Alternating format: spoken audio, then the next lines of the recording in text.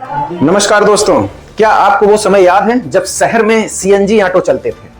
हर auto का अपना एक परमिट होता था, कई जगह उसका रूट तय होता था, रेट तय होता था, किराया सूची लगती थी और अगर कोई नियम तोड़ता था तो उस पर कार्रवाई होती थी। लेकिन आज सड़क पर निकल जाइए, हर तरफ आपको इलेक्ट्रिक ऑटो ही इलेक्ट्रिक ऑटो दिखाई देंगे। ऐसा लगता है जैसे किसी ने बिना पूरी तैयारी किए हुए हजारों वाहन सड़क पर उतार दिए हो। सवाल यह है कि क्या यह विकास है या अव्यवस्था, या ये सरकार केवल उद्योगपतियों के धंधे बढ़ाने में लगी हुई है और अपने टैक्स से मतलब है। आइए समझते हैं इस वीडियो में। सरकार लगातार इलेक्ट्रिक वाहनों को बढ़ावा देने की बात करती है। पर्यावरण के लिए यह एक अच्छा कदम हो सकता है, लेकिन किसी भी नीति की सफलता केवल वाहन बेचने से नहीं होती, बल्कि उसके लिए मजबूत व्यवस्था बनाने से तय होती है। अगर पहले सीएनजी ऑटो के लिए परमिट, रूट, रेट नियम जरूरी थे, तो आज इलेक्ट्रिक ऑटो के लिए वही व्यवस्था क्यों नहीं दिखाई दे रही। कई शहरों में लोग शिकायत कर रहे हैं कि सड़कों पर वाहनों की संख्या इतनी तेजी से बढ़ गई है कि ट्रैफिक जाम आम बात हो गई है और कई जगहों पर स्टैंड व संचालन की व्यवस्था स्पष्ट रूप से नहीं है।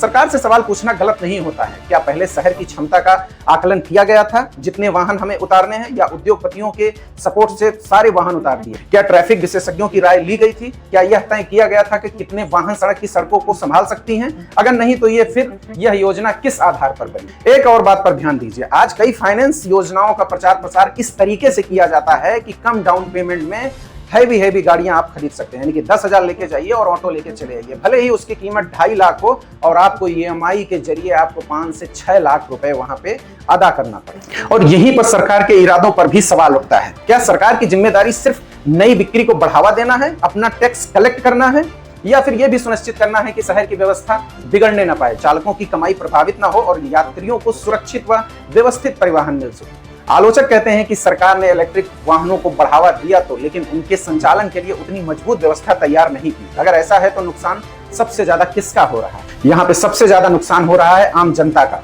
ऑटो चालक का और पूरे शहर के ट्रैफिक का। आज कई चालकों की शिकायत है कि सड़क पर वाहन इतने अधिक हो गए हैं कि पहले जितनी कमाई नहीं रह गई। जाम बढ़ रहा है, समय बर्बाद हो रहा है, यात्रियों को भी परेशानी उठानी पड़ रही है।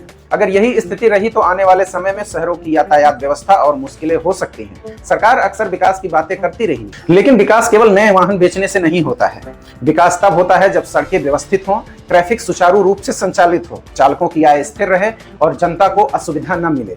अगर व्यवस्था नहीं है तो सिर्फ वाहनों की संख्या बढ़ा देना समाधान नहीं है। इसलिए सरकार को चाहिए कि इलेक्ट्रिक ऑटो के लिए स्पष्ट और पारदर्शी नीति बनाए, परमिट व्यवस्था तय की जाए, जहां आवश्यक हो वहां रूट तय किए जाएं, उचित स्टैंड बनाए जाएं, ट्रैफिक क्षमता के अनुसार नए वाहनों की अनुमति दी जाए और नियमों का समान रूप से पालन किया जाए। क्योंकि सरकार का काम केवल नई योजना घोषित करना नहीं है, बल्कि यह सुनिश्चित करना है कि उनका असर जनता के हित में हो। अब फैसला आपके हाथ में है। क्या आपको लगता है कि इलेक्ट्रिक ऑटो के लिए मौजूद व्यवस्था पर्याप्त है, या पहले जैसी स्पष्ट नियम और व्यवस्था वापस लानी चाहिए? कमेंट सेक्शन में अपनी राय जरूर दें। अगर वीडियो पसंद आया हो तो हमारे इस चैनल को भी सब्सक्राइब करें। मिलते हैं नेक्स्ट वीडियो में, तब तक के लिए बहुत बहुत धन्यवाद।